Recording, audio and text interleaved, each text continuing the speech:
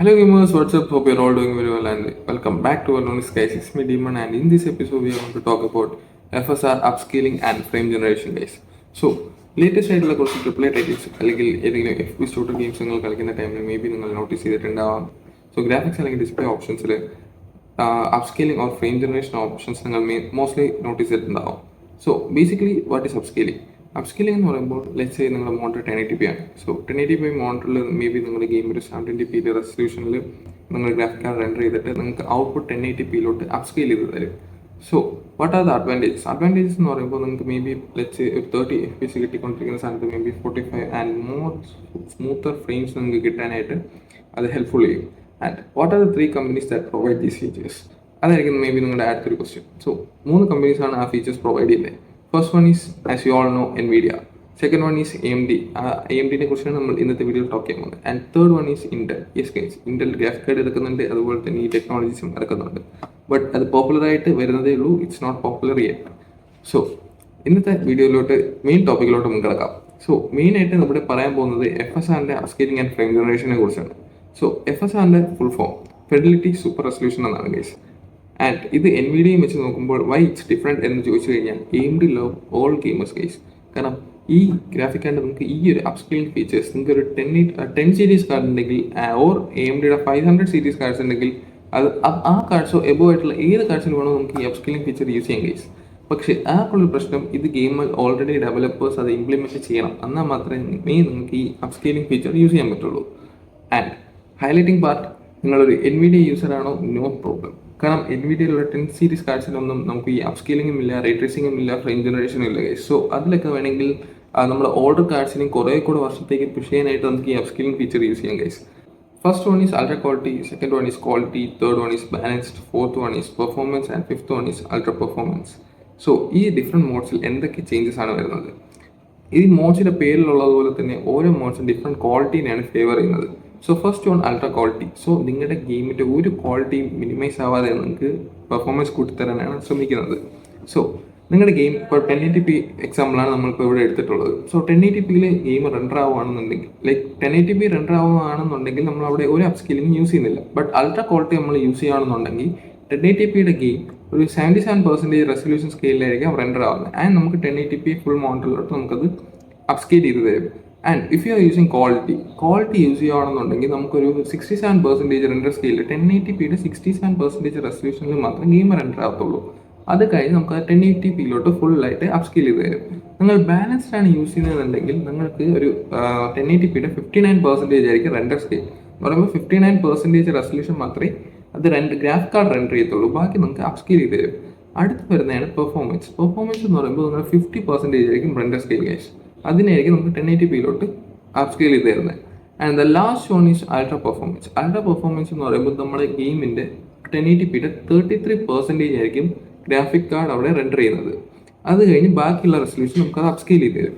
So ഇതെങ്ങനെ വർക്കാവുന്നതെന്ന് പറയുമ്പോൾ ഇപ്പം നമ്മുടെ ഗെയിം റെസൊല്യൂഷൻ കൂടുന്നതനുസരിച്ച് നമുക്ക് അറിയാലോ guys, game graphic card over demanding ആയിട്ട് വരും. അപ്പോൾ ഓവർ ഡിമാൻഡിങ് ആയിട്ട് വരുമ്പോൾ അത്രയും നമുക്ക് ഗ്രാഫിക് കാർഡ് പവർഫുൾ അല്ലെങ്കിൽ ഗ്രാഫിക് കാർഡ് നമുക്ക് കിട്ടുന്ന ഫ്രെയിം റേറ്റ് അവിടെ കുറയും.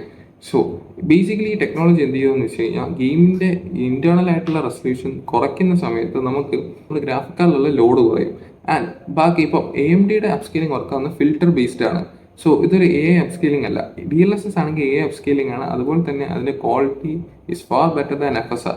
സോ ഇതൊരു ഫിൽറ്റർ ബേസ്ഡ് ആയിട്ടുള്ള അപ്സ്കെയിലിംഗ് ആണ്. സോ ഈ ഫിൽറ്റേഴ്സ് യൂസ് ചെയ്ത് നമുക്ക് നമ്മുടെ നേറ്റീവ് റെസൊല്യൂഷനിലോട്ട് അപ്സ്കെയിൽ ചെയ്ത് തരുമ്പോൾ ദ മെയിൻ അഡ്വാൻറ്റേജ് ഈസ് നമുക്ക് നമ്മുടെ ഗ്രാഫിക് കാർഡിൽ ലോഡ് കുറവായിരിക്കും and we will get more FPS. And guys, ഞാനിപ്പോൾ നിങ്ങൾക്ക് ഒരു 5 മോഡ്സ് പറഞ്ഞു. ഈ 5 മോഡ്സിൽ ഡിഫറൻസ് വരുന്നതെന്ന് വെച്ച് കഴിഞ്ഞാൽ നിങ്ങളിപ്പം അൾട്രാ ക്വാളിറ്റി ഇടുകയാണെന്നുണ്ടെങ്കിൽ മേ ബി നിങ്ങൾക്ക് കിട്ടുന്ന പെർഫോമൻസ് അപ്ലിസ്റ്റ് വളരെ കുറവായിരിക്കും. നിങ്ങളിപ്പോൾ അതുപോലെ ക്വാളിറ്റി ഇടുകയാണെങ്കിൽ കുറച്ചും കൂടെ കൂടുതലായിരിക്കും. അപ്പോൾ നിങ്ങൾക്ക് ഇമേജ് ക്വാളിറ്റിയിൽ വലിയ ചേഞ്ചസ് മേ ബി നോട്ടീസ് ചെയ്യത്തില്ല. ബട്ട് നിങ്ങൾ ബാലൻസിലോട്ടോ പെർഫോമൻസിലോട്ടോ അൾട്രാ പെർഫോമൻസിലോട്ടോ വരുന്ന സമയത്ത് നിങ്ങൾക്ക് കിട്ടുന്ന FPS കൂടുതലായിരിക്കാം. ബട്ട് നിങ്ങൾ അവിടെ സാക്രിഫൈസ് ചെയ്യുന്നത് നിങ്ങളുടെ ഗെയിം ക്വാളിറ്റിയാണ്. മെയിൻ റീസൺ എന്താണെന്ന് വെച്ച് കഴിഞ്ഞാൽ കാരണം നിങ്ങൾ 1080p റെസൊല്യൂഷനുള്ള ഒരു ഡിസ്പ്ലേയിൽ നോക്കുമ്പോൾ ഗെയിം മേ ബി 720pയിലോ 480pയിലോ റെൻഡർ ആയതിനു ശേഷം നമുക്ക് 1080pയിലോട്ട് അപ്സ്കെയിൽ ചെയ്ത് തരുമ്പോൾ അതും FSR എന്ന് പറയുമ്പോൾ കഴിച്ച് ഒരു ഫിൽറ്റർ ബേസ് ആയിട്ടുള്ള ഒരു അപ്സ്കെയിലിംഗ് ആണ്. സോ ക്വാളിറ്റി ലോസ് അവിടെ സ്വാഭാവികമാണ്. സോ മെയിൻ യൂസ് കേസ് സെനേരിയോ, ഇത് ഏതൊക്കെ ടൈമായിരിക്കും നിങ്ങൾ യൂസ് ചെയ്യേണ്ടത്? മെയിൻലി ഒരു നിങ്ങളിപ്പം ഗ്രാഫിക് കാർഡ് എടുക്കുന്ന ടൈമിൽ നിങ്ങളുടെ ഒരു റെസൊല്യൂഷൻ കളിക്കുന്ന മാച്ച് ചെയ്തിട്ടായിരിക്കുമല്ലോ നിങ്ങൾ ഓൾറെഡി ഗ്രാഫിക് കാർഡ് എടുക്കുന്നത്. സോ നിങ്ങൾക്കിപ്പം നിങ്ങളുടെ റെസൊല്യൂഷൻ കുറച്ചും കൂടെ പുഷ് ചെയ്യണം.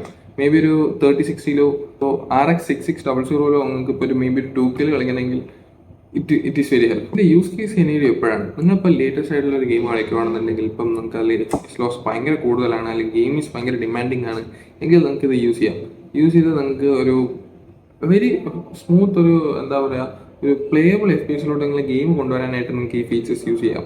ആൻഡ് ഇതിൻ്റെ മോസ്റ്റ് ഹൈലൈറ്റിംഗ് പാർട്ട് എന്ന് പറഞ്ഞു കഴിഞ്ഞാൽ ഇത് നമ്മൾ AMDക്ക് എല്ലാ ഗെയിംസിനും ഇഷ്ടമായതുകൊണ്ട് തന്നെ നമുക്കിത് NVIDIA കാർഡ്സിലും യൂസ് ചെയ്യാൻ പറ്റും. NVIDIയുടെ നമുക്ക് 10 series and 10 series and above കാർഡ്സിൽ നമുക്ക് ഇതിൻ്റെ അപ്സ്കെയിലിംഗ് ഫീച്ചർ യൂസ് ചെയ്യാം. കാരണം നിങ്ങൾക്ക് അറിയാവുന്ന പോലെ 10 സീരീസ് കാർഡ്സിൽ നമുക്ക് റേ ട്രേസിംഗ് ഇല്ല, അപ്സ്കെയിലിംഗ് ഇല്ല ആൻഡ് ഫ്രെയിം ജനറേഷൻ ഇല്ല. സോ അതിൽ നമുക്ക് ഇത് യൂസ് ചെയ്യാൻ പറ്റും. And the next feature is frame generation. So FSRന്റെ ഫ്രെയിം ജനറേഷൻ ആണെങ്കിൽ ഈ വീഡിയോയിൽ ഞാൻ കൂടുതലും പറയാൻ പോകുന്നത് നേരത്തെ പറയാൻ പറ്റുന്ന 3 കമ്പനീസ് ഫ്രെയിം ജനറേഷൻ ഫീച്ചേഴ്സ് നമുക്ക് പ്രൊവൈഡ് ചെയ്യുന്നുണ്ട്. ആൻഡ് ഇതിലും ഒരു വളരെ വണ്ടർഫുൾ ഫീച്ചർ എന്ന് ആദ്യം നമുക്ക് ഇതിൻ്റെ വർക്കിംഗ് നോക്കാം.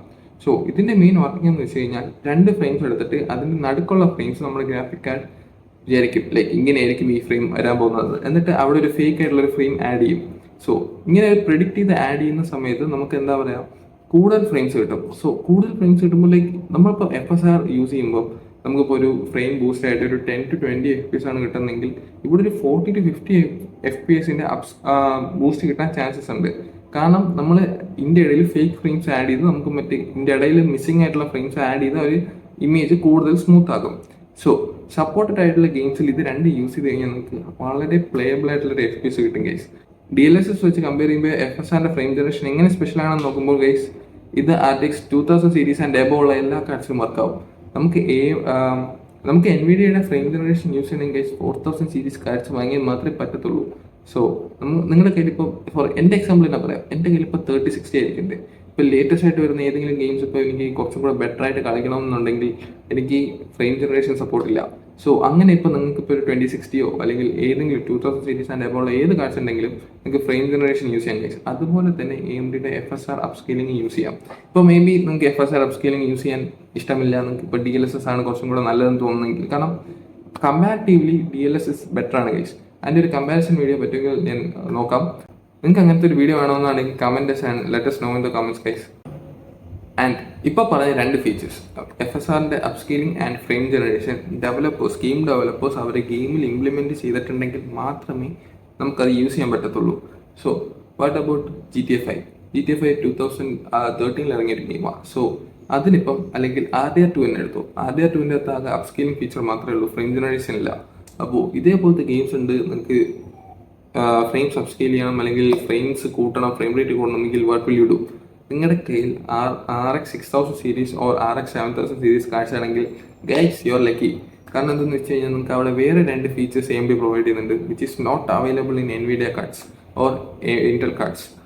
That is RSR and AFMF. That is RSR എന്ന് പറയുമ്പോൾ Radeon super resolution and AFMF എന്ന് പറയുമ്പോൾ AMD fluid motion frames. So ഇതെന്തെന്ന് വെച്ച് കഴിഞ്ഞാൽ ഡ്രൈവർ ലെവലായിട്ടുള്ള ഒരു അപ്സ്കെയിലിംഗ് ആൻഡ് ഫ്രെയിം ജനറേഷൻ ആണ്. ഇപ്പോൾ നേരത്തെ അപ്സ്കെയിലിങ്ങിനെ കുറിച്ച് എന്തൊക്കെയാണോ പറഞ്ഞത് അതേ സെയിം സംഭവം തന്നെയാണ് RSR. AFMF എന്ന് പറയുമ്പോൾ ഇത് സാധാരണ നമുക്കിപ്പോൾ അപ്സ്കെയിലിംഗ് ചെയ്യുന്ന ടൈമിൽ നമുക്ക് ഗെയിമിൻ്റെ ഡേറ്റ വേണം, ഗെയിമിൻ്റെ ഗ്രാഫിക്സ് എങ്ങനെയാണ്, ലൈക്ക് അതിൻ്റെ ഒരു ഇമേജ് ലോ റെസൊല്യൂഷൻ അപ്സ്കെയിൽ ചെയ്യുമ്പോൾ അതെങ്ങനെയാണ് ആ ഫൈനൽ ഇമേജ് ഇരിക്കുന്നത്, അങ്ങനത്തെ കുറച്ച് ഡീറ്റെയിൽസ് അപ്സ്കെയിലേഴ്സിന് ഉണ്ടെങ്കിൽ മാത്രമേ ആ ഒരു അപ്സ്കെയിലിംഗ് ഫീച്ചർ കറക്റ്റായിട്ട് വർക്ക് ആവത്തുള്ളൂ. ബട്ട് ദ തിങ് ഈസ് AFMFന് ആ ഒരു ഫീച്ചർ ഇല്ല. ബട്ട് ഇതൊരു ലൈക്ക് എന്താ പറയുക വിത്തൗട്ട് ഗെയിം ഡേറ്റയാണ് നമുക്ക് ആ ഒരു ഇത് അപ്സ്കെയിൽ ചെയ്ത് തരുന്നത്.